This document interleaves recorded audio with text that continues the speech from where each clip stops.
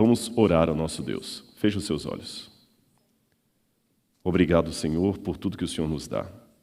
Obrigado por teu amor, por tua paz, e que Deus Santo Espírito, através da internet, atinja todos nesse momento. Usa, Senhor, a nossa voz, a música, a pregação e tudo, para a honra e glória do teu nome e divulgação da tua palavra.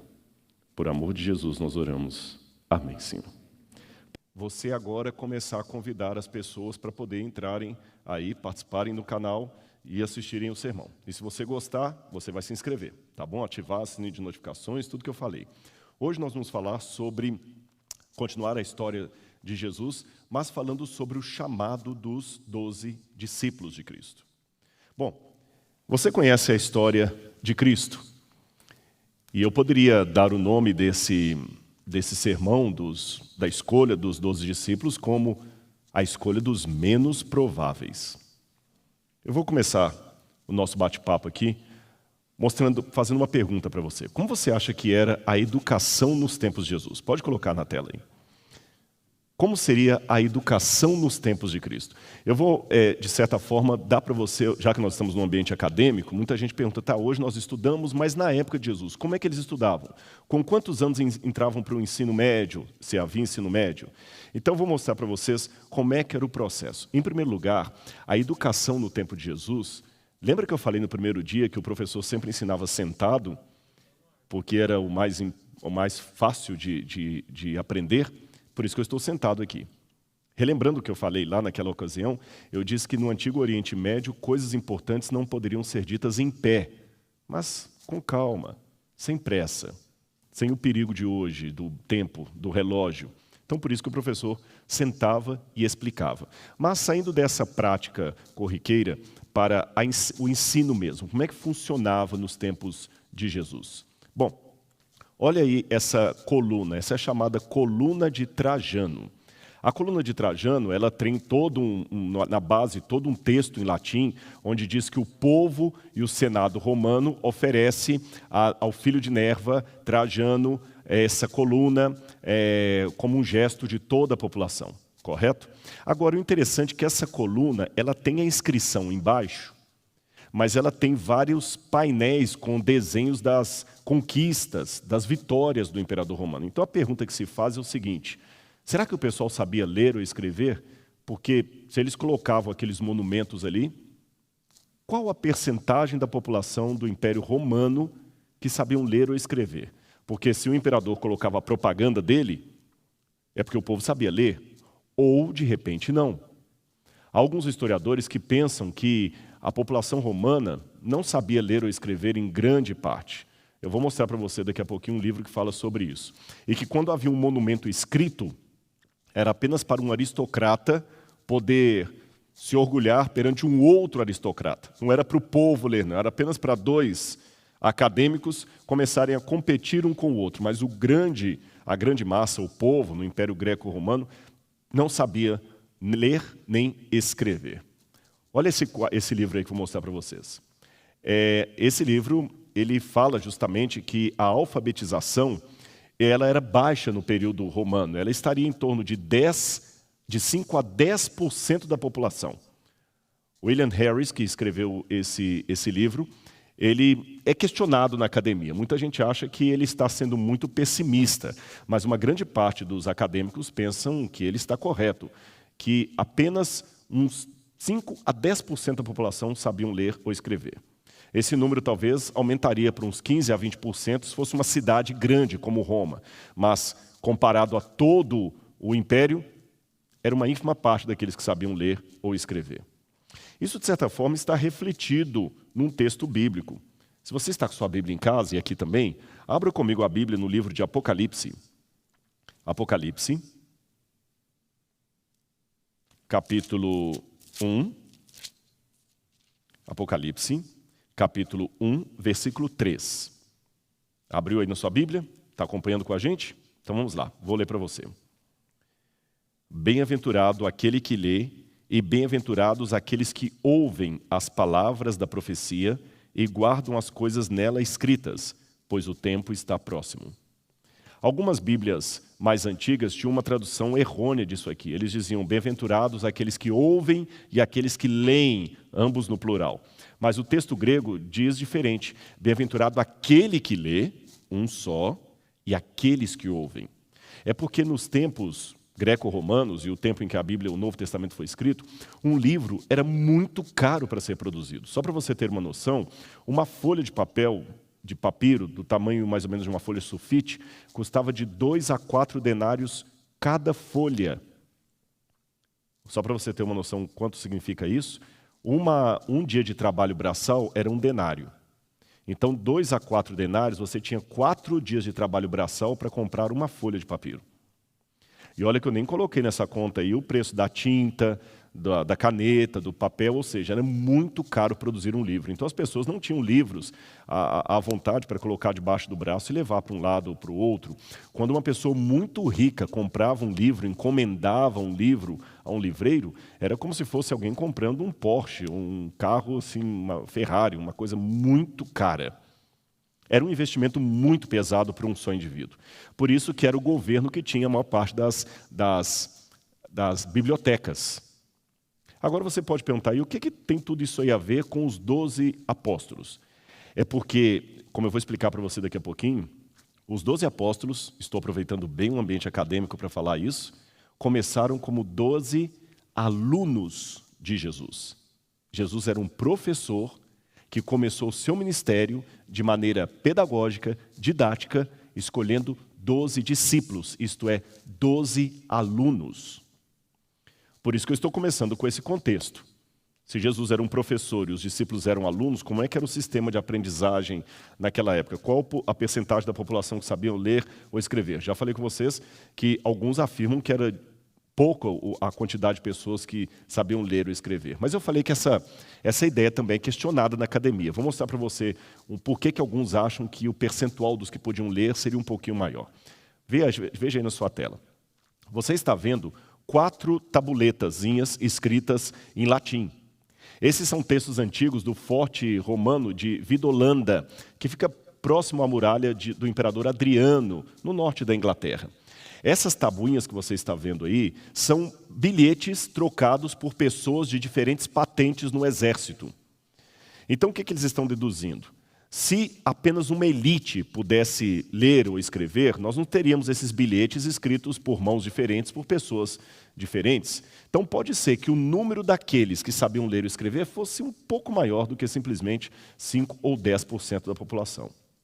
Mas, ainda assim, não era a maioria, definitivamente, que sabiam ler e escrever. Agora, uma pergunta que nós fazemos. Vamos para a tela novamente. E os judeus? Será que os judeus eram uma exceção à regra?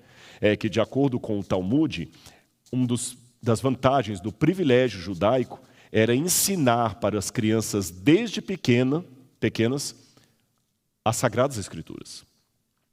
Eu não sei se você sabe sobre isso, mas os judeus são... Um dos títulos que eles põem para si mesmos é de Am HaSefer, o povo do livro. Como eles eram o povo da Escritura, alguns especialistas pensam que, ainda que a cultura literária fosse baixa na população romana de um modo geral, os judeus seriam uma exceção à regra. Eu confesso que é um assunto ainda polêmico, eu mesmo não tenho uma opinião tão definida sobre ele. Será que os judeus eram realmente uma exceção à regra? Ou eles também tinham apenas uma percentagem que sabiam ler ou escrever? Eu quero ler com você uma passagem agora da Bíblia. Olha aí, Deuteronômio, capítulo 9, capítulo 6, versículos 6 a 9. Na palavra de Deus diz assim: E estas palavras que hoje te ordeno estarão no teu coração, e as ensinarás a teus filhos, e delas falarás, assentado em tua casa e andando pelo caminho, e deitando-te e levantando-te. Também as atarás por sinal na tua mão, e serão por frontais entre os teus olhos, e as escreverás nos umbrais de tua casa e nas tuas portas. Você já entrou na casa de algum judeu, ou já viu algum filme de família judia, que quando eles entram na casa, eles põem a mão na porta assim, beijam? Você já viu isso? Esse sinal que eles fazem é porque na casa dos judeus geralmente tem um cilindrozinho de metal, às vezes de madeira, colocado ali meio inclinado, chamado mezuzá.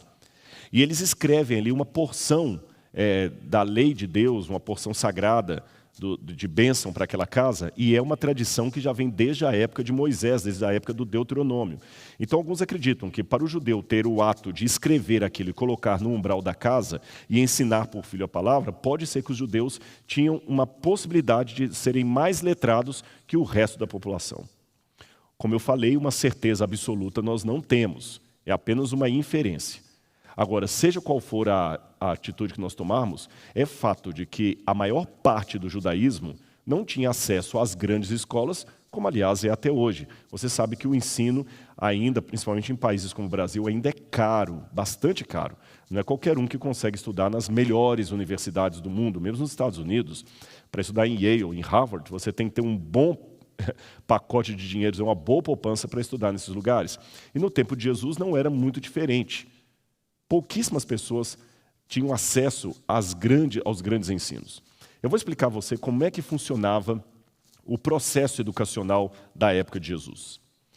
Quando uma criança nascia, a primeira que ia ensinar algo para a criança era a mãe da criança. Ela ficava com a criança até por volta de 13 anos ensinando a criança. Até por volta de 6 anos, corrigindo. Do 0 aos 6 anos. A mãe era a primeira professora da criança. Ela ensinava para a criança, geralmente, a história sagrada do seu povo, do povo judeu. O que era ser judeu? Ensinava também para as meninas atividades domésticas. E o pai ensinava para os meninos alguma profissão relacionada à sua própria profissão. É que naquela época, diferente de hoje, os jovens não tinham muita opção. Como você hoje pode olhar a lista de faculdades que você quer cursar, e o seu pai foi, sei lá, médico, mas você quer ser um engenheiro. Seu pai foi pastor, mas você quer ser um economista. Seu pai foi professor, mas você quer ser arqueólogo. Naquela época, geralmente, filho de peixe era peixe. O filho do carpinteiro era filho do carpinteiro. Então vamos voltar à cronologia. Do 0 aos 6 anos, a mãe ensinava a criança. Aos 6 anos, o pai começava a ensinar para ela uma profissão e, ao mesmo tempo, aquelas crianças eram enviadas para a sinagoga local, onde elas aprendiam com um rabino a ler e escrever. Até os 13 anos. Aos 13 anos, quando a criança fazia o bar mitzvah, muitos, a maioria deles, saíam agora da vida acadêmica e iam cuidar da sua vida aí, trabalhando na profissão que ele aprendeu com seu pai. Outros perseguiriam ainda a vida acadêmica, estudando até se formarem rabinos. Sabe quando é que eles poderiam completar a sua faculdade? Apenas quando completassem 30 anos. Então o estudo de rabinato ia dos 13 aos 30 anos de maneira ininterrupta. Não era uma coisa para qualquer um. Uma pessoa que conseguisse estudar depois dos 13 anos tinha que vir de uma família muito bem abastada financeiramente ou ter grandes indicações na comunidade a ponto de ser escolhido por um rabino para ser o seu discípulo. Veja comigo o que está em Mateus capítulo 13, verso 56. E coloca aí na tela também uma pergunta que foi feita pelos discípulos a Jesus. Pode colocar aí na tela também. Quando Jesus chegou a Nazaré, Mateus capítulo 13, verso 56, alguns que estavam ali, vendo-o pregar com tanta desenvoltura, fizeram uma pergunta até, de certo modo, assim, jocosa. Eles perguntaram, Mateus capítulo 13, verso 56. Vou ler o 55 também. Não é este o filho do carpinteiro? A sua mãe não se chama Maria e seus irmãos não são Tiago, José, Simão e Judas? Todas as suas irmãs não vivem entre nós? Então, de onde lhe vem tudo isto? Em outras palavras, como é que ele sabe essas coisas? Eles não entendiam como é que Jesus, filho de um carpinteiro, voltara falando com propriedade como um rabino. E detalhe, nessa altura Jesus estava em torno de 30 anos. Então ele já tinha idade para ter graduado numa escola rabínica, mas ele passou a sua vida praticamente em Nazaré. Como é que ele poderia ter estudado?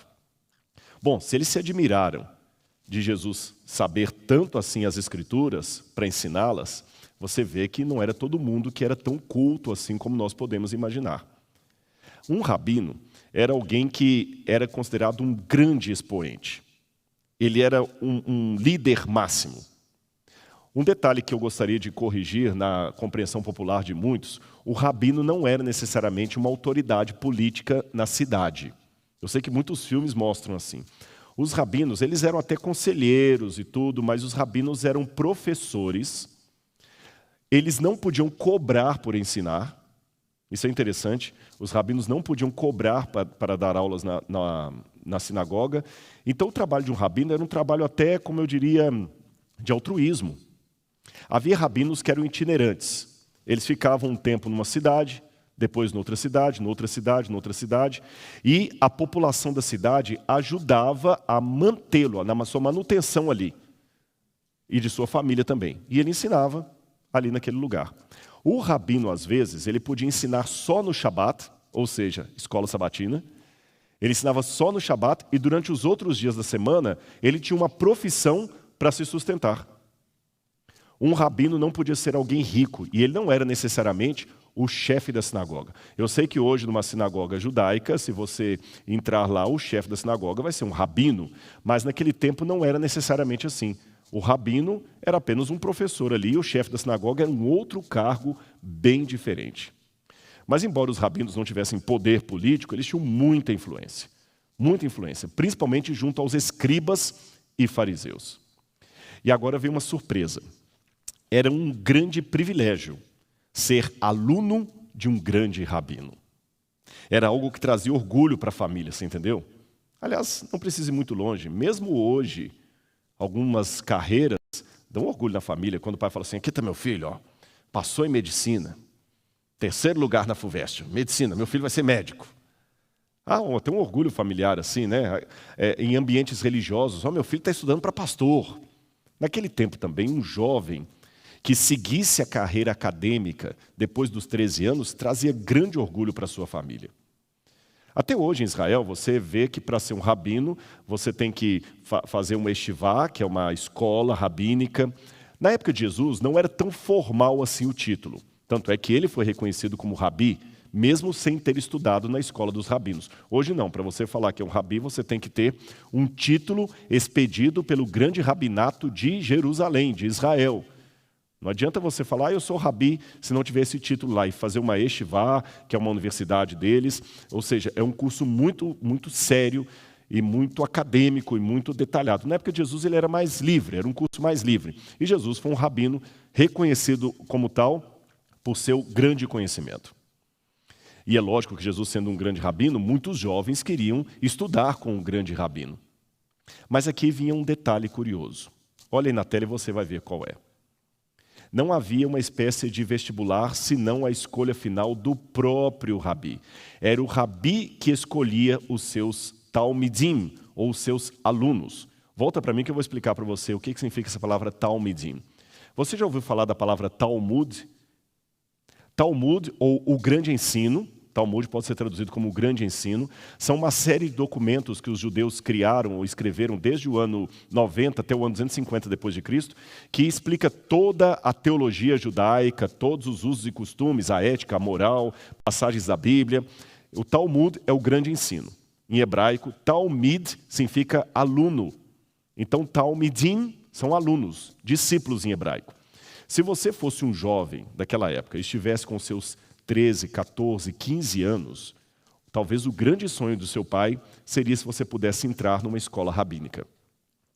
Mas aí não bastava pagar a inscrição e fazer o vestibular. O rabino tinha que escolher você. Diferente de hoje, né? Hoje você faz o vestibular, é aprovado, e o professor, no primeiro dia de aula, vai reconhecer quem são os alunos dele. Naquele tempo, o vestibular era o professor. Ele que dizia quem ele iria escolher ou não para ser o seu discípulo. E a prova tinha alguns pontos ali interessantes. Veja no quadro o que se esperava de um discípulo de um grande rabino. O que o rabi ia esperar dos seus grandes discípulos. Pode colocar na tela aí. Ele esperava que os seus discípulos memorizassem muito bem as suas próprias palavras, ou seja, o discípulo de um rabi tinha que saber de cor as palavras e o ensino do seu mestre. Em segundo lugar, eles tinham que aprender muito bem as tradições e interpretações judaicas dadas pelo seu próprio mestre. Em terceiro lugar, eles deveriam imitar as ações do seu rabi. E em quarto e último lugar, o discípulo tinha que ser capaz de fazer novos discípulos.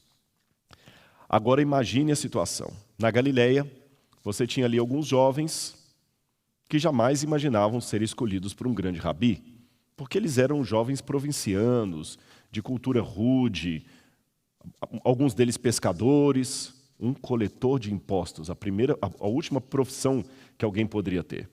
Esses jovens viviam na Galileia e eles jamais esperavam ser escolhidos para entrar numa escola rabínica, estudar aos pés de um grande rabi.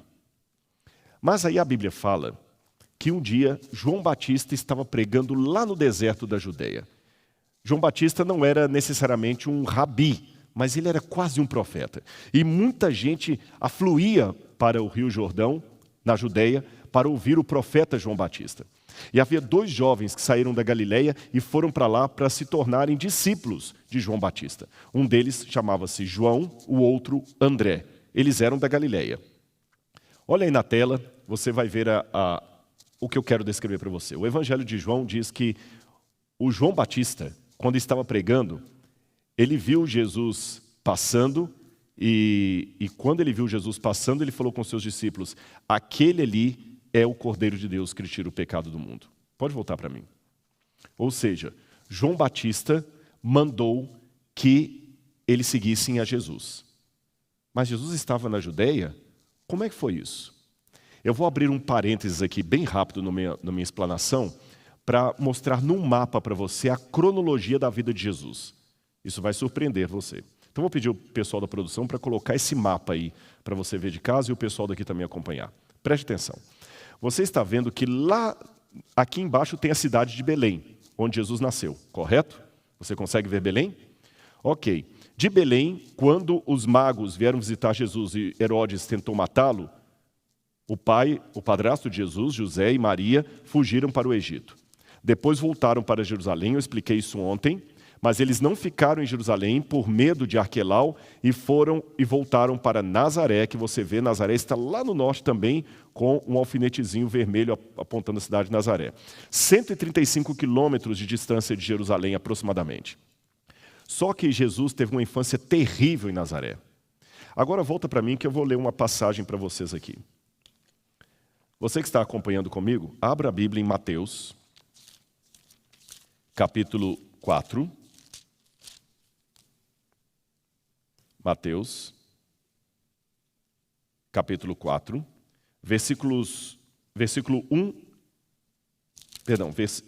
capítulo 3, versículo 13. Por esse tempo, foi Jesus da Galileia para o Rio Jordão, a fim de que João o batizasse. Vamos olhar o mapa de novo? Coloca aí na tela. Olha a Galileia aí. A Galileia é lá em cima onde está o mar da Galileia. As cidades de Cafarnaum, Nazaré, estão todas na região da Galileia. Então Jesus desceu da Galileia e veio ser batizado por João Batista. Aqui embaixo você tem Jericó. Conseguiu achar Jericó no mapa? Se você descer um pouquinho mais para o sul, você vai ver aí um val, é o Rio Jordão, perto do Mar Morto, ali embaixo, Dead Sea. Foi ali que Jesus foi batizado. Jesus saiu da Galileia e veio ser batizado por João. Aí, quando Jesus foi batizado por João, João virou para os seus 2 discípulos e falou: aquele ali é o rabi que vocês estão procurando. Sigam-no. Eles foram seguindo Jesus. E Jesus, quando começou a andar, os 2 vieram atrás dele, e o Evangelho de João diz que Jesus olhou para trás e perguntou assim: o que vocês estão querendo? Eles perguntaram assim: rabi, já o chamaram de rabi. Mestre, onde é que o senhor mora? Jesus falou com eles: venham e vejam. E eles foram para a casa de Jesus e ficaram com ele ali o dia inteiro. Então isso me dá a entender que Jesus já estava tendo a intenção, pelo menos, de morar na região da Judeia. Por que será que Jesus saiu de Nazaré? Veja, eles não perguntaram onde o Senhor está hospedado. Eles perguntaram onde o Senhor está morando. Então Jesus saiu de Nazaré e mudou-se para a Judeia. Por que será? Eu tenho uma ideia. E se você lembrar bem os 2 sermões anteriores, você vai entender. Jesus não foi muito bem recebido em Nazaré. Lembra os irmãos dele que eu mencionei aqui para vocês? O Proto-Evangelho Jacob, que é um documento cristão do 2º século, diz que José era viúvo quando ele se casou com Maria. E ele tinha filhos e filhas de um primeiro casamento. Então Jesus era o filho primogênito de Maria, mas era o mais novo dos irmãos. E eles não gostavam de Jesus. Certa feita, diz o Evangelho de João, Jesus não estava indo a Jerusalém porque sabia que eles estavam procurando-o para matá-lo. Os irmãos de Jesus vieram até ele e falaram o seguinte: vá fazer milagres em Jerusalém. E o Evangelho coloca uma nota assim: eles diziam isto porque nem seus irmãos acreditavam nele. Em outras palavras, é como se eu falasse com um rapaz da Polícia Civil: ora, você quer realmente prender bandido? Vá sozinho para o Morro do Alemão. Entre lá desarmado. Se você dá um conselho desse, você está mandando o sujeito para a morte. Foi o conselho que os irmãos de Jesus deram para ele. Eles o odiavam.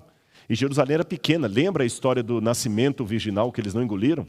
Jesus certamente foi expulso de Nazaré.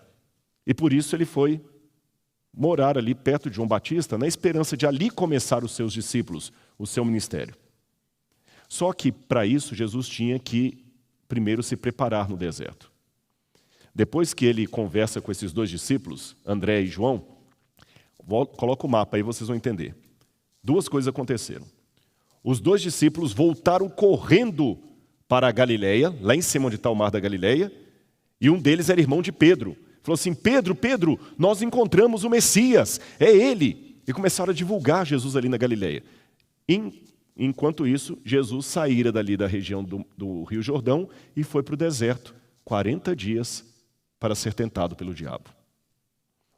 Quando Jesus voltou da sua quarentena no deserto, Jesus ficou sabendo que João Batista havia sido preso. Aí o Evangelho de Mateus diz assim, agora sim, Mateus capítulo 4, versículo 12. Ao ouvir Jesus que João tinha sido preso, voltou para a Galileia. Volta para o mapa lá. Saímos então da região ali de Jericó, que é a Judeia. Jesus então soube que João Batista tinha sido preso, e João Batista foi preso justamente em Jericó. Jesus então volta para a Galileia, porque viu que estava perigoso ali. Aí continua o Evangelho de Mateus, pode voltar para mim. E deixando Nazaré, foi morar em Cafarnaum, situada à beira-mar, na região de Zebulum e Naftali. Cafarnaum. Essa expressão em grego, deixando Nazaré, dá a entender literalmente assim, sendo obrigado a deixar, sendo convidado a retirar-se. Por isso Jesus sai e vai para Cafarnaum, à beira-mar. E o Evangelho continua dizendo, para que se cumprisse o que fora dito por intermédio do profeta Isaías: terra de Zebulum, terra de Naftali, caminho do mar além do Jordão, Galileia dos gentios. O povo que vivia em trevas viu grande luz. E aos que viviam na região da sombra da morte, resplandeceu-lhes grande luz. Por que eu estou mostrando isso aqui? A região da Galileia, meus queridos, era onde os judeus de Jerusalém consideravam que estava o judeu de segunda categoria. Os judeus da Galileia eram religiosos também, isso foi confirmado recentemente. Mas os do sul da Judeia achavam que nunca um Messias poderia ser um galileu. Nem um rabi sério poderia vir da Galileia. Jamais, jamais. Os rabinos sérios vinham da Judeia, nunca da Galileia. E Jesus vai começar o ministério dele no lugar mais improvável, na Galileia. Ou seja, eu sei que aqui nós temos alunos de publicidade e propaganda. Se eu fosse analisar Jesus pelos métodos de publicidade daquele tempo, ele foi um péssimo publicitário. Porque ele começou o ministério dele no lugar mais improvável, onde haveria maior oposição, onde ninguém levaria a sério. Mas a Bíblia fala que Deus torna louca a sabedoria do mundo e Deus tem os seus modos de agir. Deus não escreve certo por linhas tortas, Ele escreve certo por linhas que nós não conhecemos. Bom, aí o que acontece? Quando ele está lá na Galileia, começa então o chamado para os seus discípulos. Ele começa a escolher cada um deles. Ele começa primeiro a convocar alguns e desses ele selecionou 12. Vamos abrir a Bíblia em Mateus capítulo 14, capítulo 4, versos 19 e 20. Mateus 4, 19 e 20. Vou ler o 18 também. Caminhando junto ao mar da Galileia, Jesus viu 2 irmãos, Simão, chamado Pedro, e André, Eles lançavam as redes no mar porque eram pescadores. Jesus lhes disse: venham comigo e eu os farei pescadores de homens. Sabe o que isso significa? Vou explicar para você. A princípio, teve uma seleção. Mas depois da seleção, houve os aprovados. Você sabe que o vestibular, às vezes, tem 2 etapas. Tem a seleção, a primeira etapa, mas tem a segunda etapa, que são os, de fato, aprovados. Essa passagem que eu acabei de ler foi a segunda, os aprovados. Só que os aprovados, os selecionados, eram os menos prováveis. Olha aí a imagem de Jesus com o seu pelotão de elite. O pior que ele poderia ter do ponto de vista humano. Pedro era o menos provável por causa da idade. Volta para mim, lembra que eu falei com vocês que os discípulos, geralmente alguém se tornava discípulo de um rabino por volta dos 15, 16 anos? Pedro era muito velho, Pedro não tinha mais do que essa idade. Então Pedro estava fora ali do parâmetro para ser escolhido. Os outros até que pela idade tudo bem, mas Pedro não. Pedro era velho demais. Agora eu vou revelar uma coisa que vai surpreender vocês. Sabe qual seria a idade dos 11 apóstolos, excetuando Pedro? Todos teriam entre 15 e 20 anos de idade. Quer ver? Olha de novo aí na tela. Essa moeda que vocês estão vendo é uma das moedas da coleção de arqueologia bíblica do Museu do UNASP, do MAB, o museu que eu falei no início. Essa é uma das moedas que nós temos no nosso acervo. Esse é um shekel do templo. Esse é um shekel do templo. Essa era a moeda que deveria ser dada como pagamento no templo pelo imposto do templo. Agora volta para mim aqui.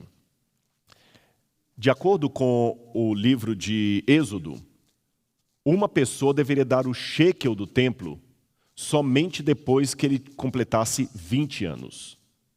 Antes de 20 anos de idade, ninguém era obrigado a pagar o shekel do templo. Guardou essa informação?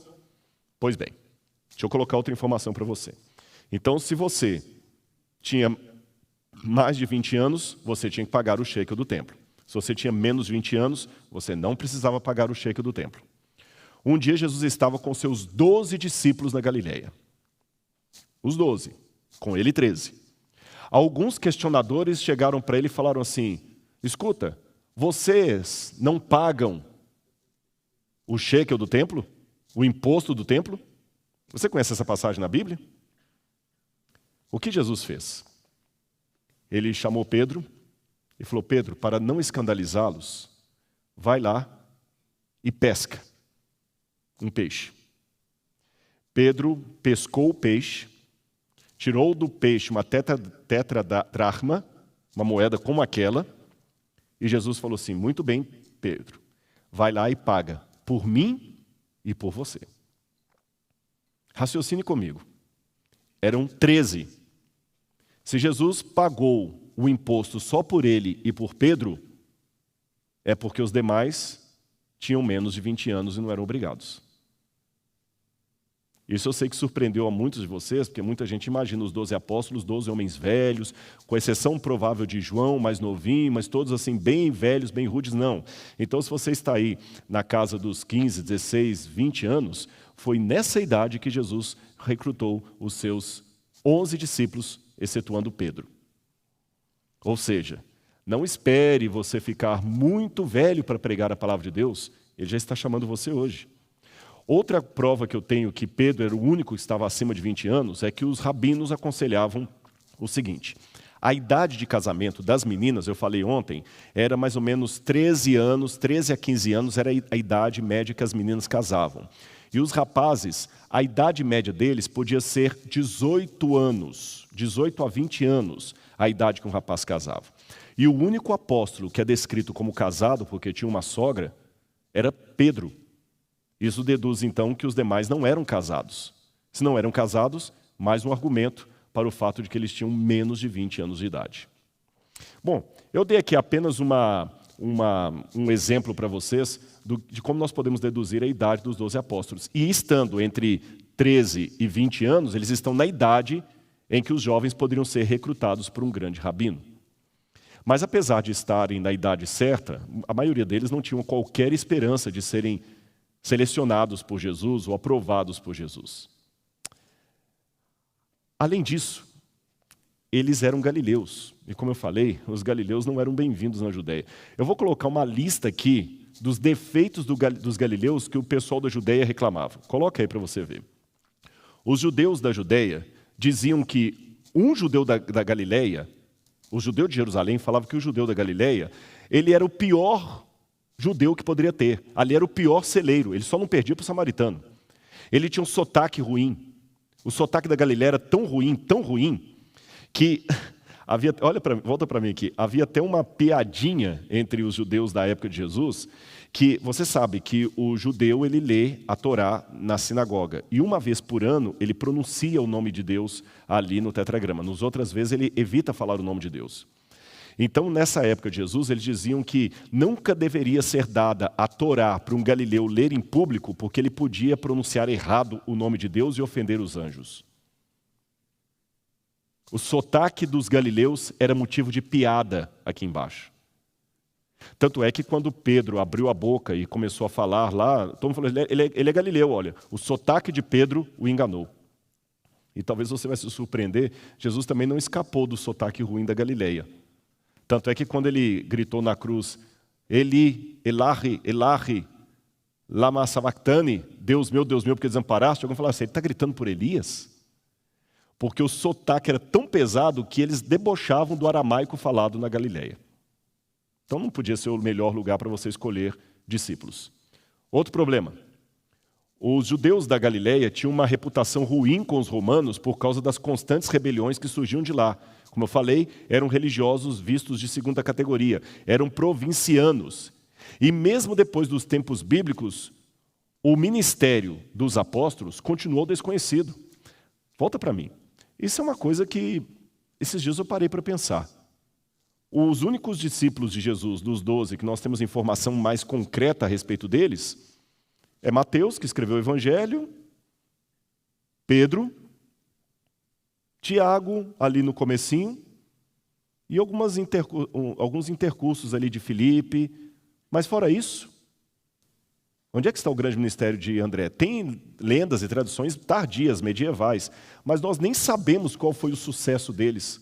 Ou seja, do ponto de vista humano, Jesus poderia escolher outras pessoas. Agora, olha aqui para mim, por que eu estou colocando esse quadro dos discípulos? Sabe por quê? Por minha causa e pela sua causa. Eu vou sentar que eu quero bater um papo com você e ler uma coisinha aqui. Presta atenção aqui no que eu vou falar para você. Nós vivemos uma época em que é paradoxo isso, apesar de muitas liberdades, principalmente você que é mais jovem, tem muitas cobranças. Aliás, não são só os jovens, não, são todas as categorias. Ser pai hoje está mais difícil do que em qualquer época da humanidade. Eu conheço algumas pessoas já de idade que criaram 12, 15 filhos, e muitos pais hoje que não dão conta de 2. Há pouco tempo, uma atriz da TV aí colocou lá quer fazer não sei se uma ONG ou um evento, qualquer coisa, para apoiar mães que detestam ser mães. Que ela admite que ela tem filho, mas ela não quer ser mãe. Ou seja, a cobrança está tão grande que antes você criava 13, 15 filhos, hoje os pais têm dificuldade de criar 2. Está difícil ser pai, está difícil ser mãe. Ser professor, daqui a pouquinho alguns vão começar a chorar. Está cada vez mais difícil, a cobrança é muito grande. Há pessoas entrando em burnout, porque não estão aguentando o peso das responsabilidades. O celular hoje te cobra tanta coisa que as distâncias ficaram encurtadas, mas hoje você está tão ocupado com coisas importantes que não tem tempo para aquilo que é essencial. E ser jovem também está muito complicado. O Instagram cobra muito de você. Você tem que estar sempre da hora, você tem que estar sempre descolado, você tem que estar sempre mudando de celular, de roupa e de moda para ser aceito pela galera.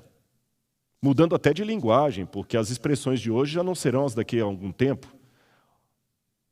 E quando você olha com tudo isso aí, eu sei que eu estou falando, não sou psicólogo, mas não preciso ser para falar isso aqui. Tem um provérbio gaúcho que diz, não preciso comer uma chimia para saber que é doce. Eu não sou psicólogo, mas eu já fui paciente. Então eu posso dizer, do ponto de vista de um paciente, que há muitas pessoas nesse momento me ouvindo com problemas sérios de autoestima. Não é? Muita gente. Eu confesso para você uma coisa, e você vai achar esquisito. Deus me deu o dom da cara de pau. Eu vou explicar. Eu não tenho medo de falar para multidões. Eu já preguei para 40 mil pessoas de uma só vez no estádio.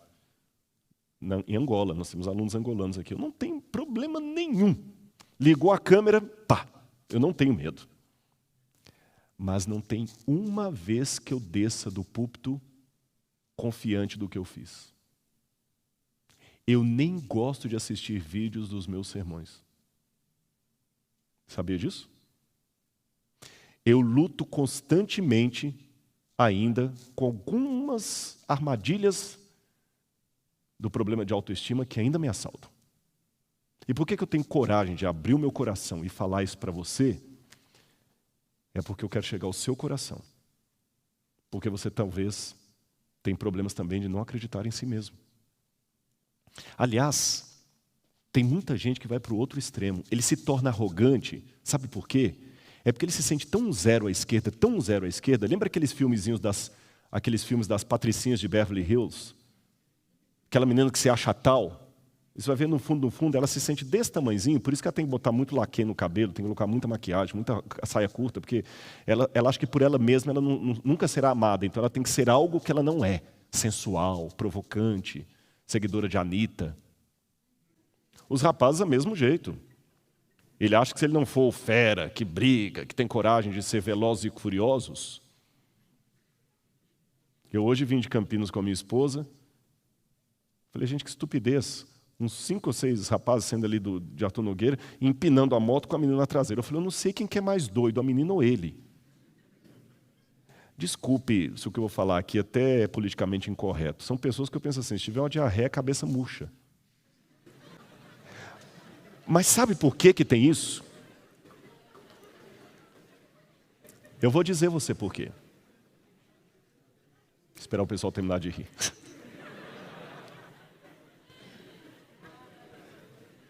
Isso que a gente não tem sermão escrito, né? Antigamente, né, pastor? Antigamente tinha assim, aqui chorar. Mas sabe por que eu estou falando isso com você? Primeiro foi bom arrancar um pouquinho o seu riso. Quem sabe esse rosto aí já não estava precisando dar um sorriso há um bom tempo, né? Deixe-me dizer uma coisa. O diabo, ele mesmo, o tinhoso, ele quer fazer você acreditar que você não é amado de Deus. Mas você é. Sabe por que tantas vezes você é tão atacado? Eu assisti um filme uma vez que eu nunca mais esqueci dessa cena. Eu não sei como é que seria a tradução dele em português, eu acho que é Something About Us, o título em inglês. Alguma coisa acerca de nós. E havia uma mulher, não vou dar spoiler, mas só uma sinopse, que ela cuidava de sem-tetos. O marido achava aquilo ali uma besteira, mas ele aos poucos vai mudando o coração dele e descobre que a mulher estava com um câncer terminal. E quando ele estava, o marido, conversando com um sem-teto que ela ajudou, o sem-teto vira para o marido e fala o seguinte, a senhora Debbie é extraordinária. Aí o marido responde, sim, ela é extraordinária. Aí o sem-teto fala, não, você não está entendendo. Ela é maravilhosa. Ele falou, não sei, ela é maravilhosa, ela faz um trabalho muito bom. Não, você não entendeu ainda, porque você é carnal. Ela é amada de Deus. E o marido falou, como assim? Ele falou, ela é amada de Deus. E o marido falou, mas se ela é amada de Deus, então isso é bom. O sem-teto falou, isso é bom. O único problema é que quando você é amado por Deus, você passa a ser importante para Satanás. Se eu estou falando para você agora, que está questionando assim, por que tanta gente me bate, por que tanta coisa dá ruim? Ora, numa guerra, os primeiros que você mira são os generais. Deus não é sádico. Eu sou feliz. Mas eu já descobri, e isso foi a cura para muitos problemas de autoestima, que muitos ataques que eu recebi, é justamente por ser amado por Deus. E essa pode ser a sua história. E quanto àquele complexo que você tem e os pecados que você cometeu? Por isso eu trouxe a história dos apóstolos para você. Eles não eram os melhores alunos. Nada contra os bons alunos, por favor. Tinha Paulo ali também, que veio com um apóstolo tardio e que era nota 10. Então também agora não vamos ser medíocres, achar que Jesus só gosta dos que reprovam. Não é bem assim não. Há espaço para todos.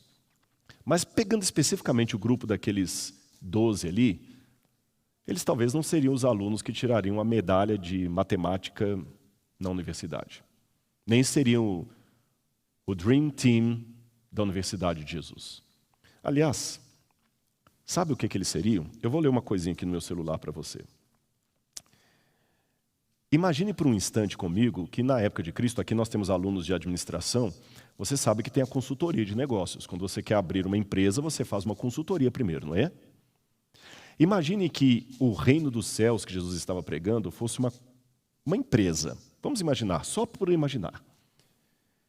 Imagine se fosse nos dias de hoje, Jesus convocando jovens para a sua empresa. Coloca a foto aí de Jesus do The Chosen. Eu gosto desse seriado. Agora, imagine Jesus sentando diante de uma empresa de consultoria de negócios e pedindo uma avaliação dos 12 currículos que ele escolheu para iniciar a pregação do reino. Eu imagino que a resposta que Jesus receberia por e-mail seria mais ou menos essa aqui. Prezado, do escritório de recursos humanos da cidade grande de Jerusalém, ano 27, AD, prezado Senhor Jesus de Nazaré. Agradecemos o envio do currículo vitae dos 12 candidatos a cargos de gerenciamento em sua organização, o Reino dos Céus. Todos foram submetidos a uma série de testes e os resultados foram emitidos pelos nossos computadores programados para análise de recursos humanos. Por via das dúvidas, também foram submetidos a meticulosa entrevista pessoal e individual, bem como dinâmica de grupo com os nossos psicólogos. Isso tudo no intuito de promover um melhor aproveitamento. Porém, infelizmente, quase todos os seus candidatos foram por nós reprovados. Como parte de nossos serviços, enviamos também comentários gerais sobre cada candidato para os seus arquivos, sem custo adicional. Nossos profissionais concordam que a maioria dos seus discípulos é carente de qualificação, educação, vocação e postura, especialmente para o tipo de organização que o Senhor pretende se associar. Mais especificamente, eles não dispõem de capacidade para trabalhar em equipe e não têm a mínima ideia do que é trabalho em grupo. Recomendamos categoricamente que continue procurando por candidatos com melhor qualificação e experiência em gerenciamento e curso superior comprovado. Porém, vamos a cada um deles para que o senhor tenha uma noção do que estamos dizendo. Simão Pedro é desqualificado emocionalmente e temperamental. Seu irmão André não tem o mínimo de qualificação para liderança e certamente é dependente do irmão. Os 2 outros irmãos, Tiago e João, filhos de Zebedeu, demonstram interesses alheios aos da sua organização e não mostram lealdade. Tomé demonstra uma atitude dúbia, com tendência a pouca moralidade. Achamos bem também informar que Levi Mateus está na lista negra do escritório de negócios da Grande Jerusalém. E os judeus querem matá-lo. Tiago, filho de Alfeu, e Tadeu definitivamente têm tendências para maníacos depressivos. Já a dupla, Filipe e Bartolomeu, mantêm-se discretos num canto, sem falar muito, sem ter muita interatividade, o que prova que jamais poderiam ocupar cargos de confiança. Porém, um dos seus candidatos é capacitado. Demonstrou grande pontuação nos testes de liderança. É bem habilitado, tem grandes contatos em Jerusalém, é um homem qualificado, que fala muito bem, se expressa com grande proeminência, e esse sim, é o único que recomendamos para o seu cargo de chefia. Portanto, dos 12 currículos que o Senhor apresentou, apenas Judas Iscariotes é aquele que nós recomendamos para o seu trabalho. Aliás, uma curiosidade para você. Lembra que eu falei que da Galileia não podia vir nada que prestava, porque o pessoal tinha um preconceito de discípulos dali? O único apóstolo de Jesus que não era da Galileia, provavelmente era Judas. Porque o nome dele, Judas Iscariotes, pode ser em hebraico Yehudá, Judas, Ish, homem, Criot. Criot é o nome de uma vila da Judeia, perto de Jerusalém. Então, Judas Iscariote pode ser Judas, homem de Criot, porque os sobrenomes na época podiam ser formados da profissão, por exemplo, Simão o latoeiro, podia ser da filiação, Simão Bar-Jonas, filho de Jonas, ou podia ser da procedência, Jesus de Nazaré, Paulo de Tarso, Judas de Criot, uma cidade da Judéia. Os métodos de Deus são bem diferentes dos nossos métodos, não é mesmo?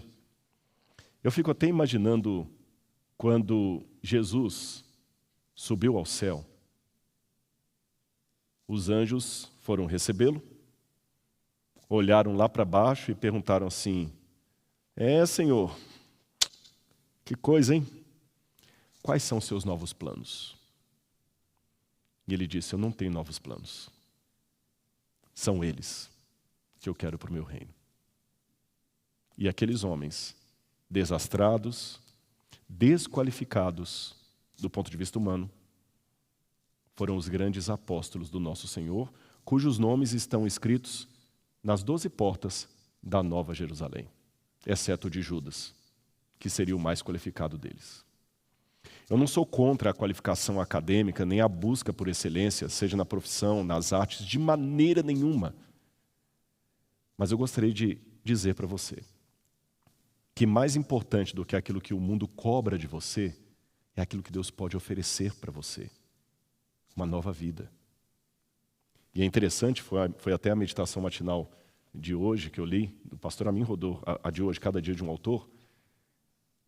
Uma vez um grande pregador pregou mais de 40 sermões sobre nascer de novo, e o ancião da igreja perguntou: escuta, por que você prega tanto sobre nascer de novo? Ele respondeu: porque você precisa nascer de novo. Jesus não quer que você seja apenas melhor cidadão.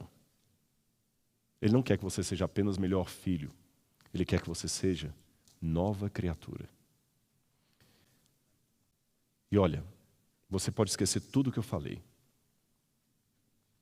mas coloca na sua mente uma verdade que eu tive que colocar no meu próprio coração. Deus escolheu você. Você não deve ser um narcisista. Você não precisa disso. Você não precisa se ostentar para aparentar ser aquilo que você não é. Você já é amado de Deus. Não busque longe o que está perto. Deixa Deus usar você como você está. Deixa Deus corrigir os seus defeitos, perdoar os seus pecados e limpar o seu coração. Seja hoje um discípulo de Jesus. Empreste o seu rosto para Deus e anuncie a chegada do Rei. Sabe por que eu fico aliviado quando eu leio na Bíblia os fracassos dos heróis e das heroínas de Deus do passado? Não porque eu queira me acomodar, mas quando eu vejo alguém tão torto como Pedro, falava mais do que devia, ser aquele discípulo que Jesus pediu para cuidar dos outros, eu penso, então tem lugar para o Rodrigo também. Tá bem? Quando eu olho para mim mesmo, eu não vejo como me salvar. Mas quando eu olho para Cristo e por aqueles que Ele escolheu, eu não vejo como me perder. Aqui não é o pregador, o professor, o palestrante. É o Rodrigo da maneira mais humana que eu possa falar para você. Como eu quero ver Jesus voltando. Dê-me o privilégio de estarmos juntos naquele dia. Eu entreguei minha vida a Ele. Eu sou perfeito? Não. Tanto que não sou, que até eu oro a Deus: Senhor, livre-me das pessoas perfeitinhas demais, que podem ser de plástico. Também não sou de ficar justificando todas as faltas e pecados, passando a mão na cabeça, não é isso. Mas conhecendo o que Deus pode fazer na vida de alguém com tantos problemas, como os apóstolos, como eu, por que ficar de fora da Nova Jerusalém? Pedro, André, Tiago, João, Marina, Carlos, João Pedro, Henrique, Sofia, Natália, Ruth, Esther, Stephanie, Maria Luísa, Eduarda, Maria Eduarda. Eu podia ficar até amanhã falando vários nomes, porque na salvação de Deus, o grupo dos 12 apóstolos é bem maior do que simplesmente 12. Tem espaço para você também, como teve para mim e para aqueles que eu citei. Tá bem? Quer aceitar Jesus como seu Salvador pessoal agora e ser um discípulo, uma discípula real dele? Então feche o seu olho comigo nesse momento, que eu quero orar por mim e por você. Obrigado, Senhor, meu Deus e meu Pai. Obrigado pela graça. Obrigado, Pai, pelo teu amor.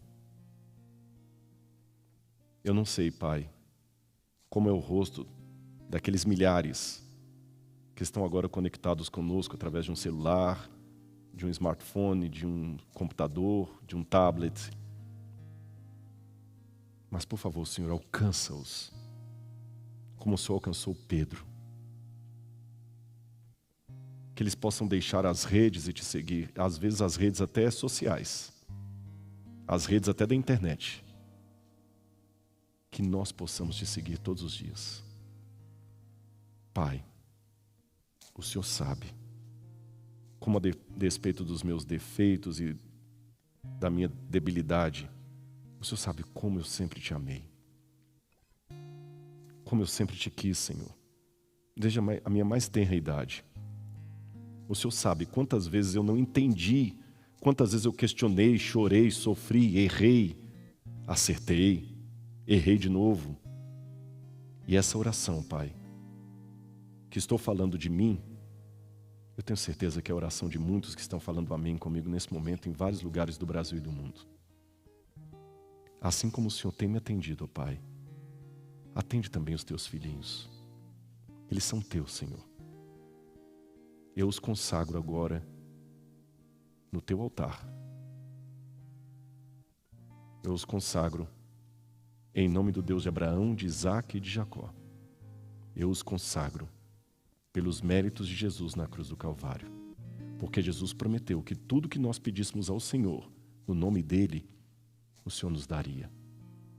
Então, Pai, assim como ele um dia orou pelos discípulos, pedindo que o Senhor ficasse com eles, eu também oro, Senhor, por todos aqui agora que podem ser teus discípulos do século 21, as tuas discípulas.